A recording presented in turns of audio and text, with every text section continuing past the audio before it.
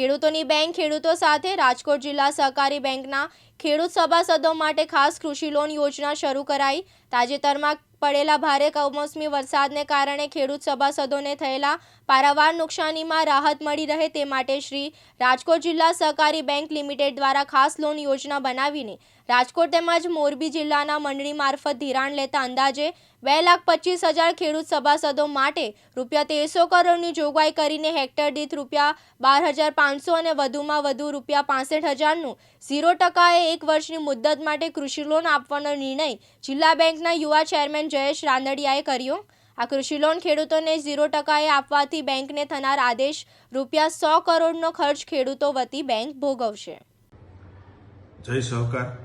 તાજેતરમાં સમગ્ર રાજ્યમાં થયેલ કમોસમી વરસાદથી રાજ્યના ખેડૂતોને ઊભા પાકમાં ખૂબ મોટી નુકસાની થયેલ છે। આ નુકસાનીમાં ખેડૂતોને મદદરૂપ થવા માટે રાજકોટ જિલ્લા સહકારી બેંક એ હંમેશા ખેડૂતોની બેંક રહી છે।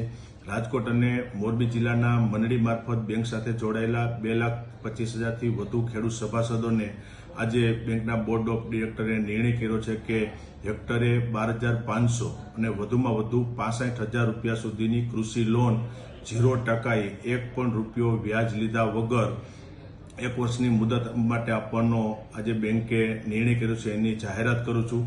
આ લોન યોજના માટે મંડળી મારફત જોડાયેલા ખેડૂતોએ જે તે ગ્રામ્ય વિસ્તારની મંડળીનો સંપર્ક કરવાનો રહેશે। વધારાના કોઈ પણ કાગળ આપ્યા વિના જે પ્રમાણે આપણે ધિરાણ મેળવ્યું છે એ પ્રમાણેની પ્રોસેસ ત્યાં મંડળી મારફત કરી અને આ ધિરાણ વધારાનું છે મેળવી શકશે। આ માટે અમે ₹1300 કરોડની જોગવાઈ કરી છે।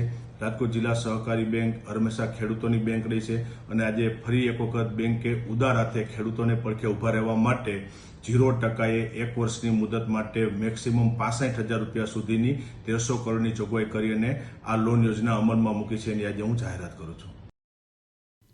ભાગ્યેશ ડોબારિયા, દિવ્યાંગ ન્યૂઝ, રાજકોટ।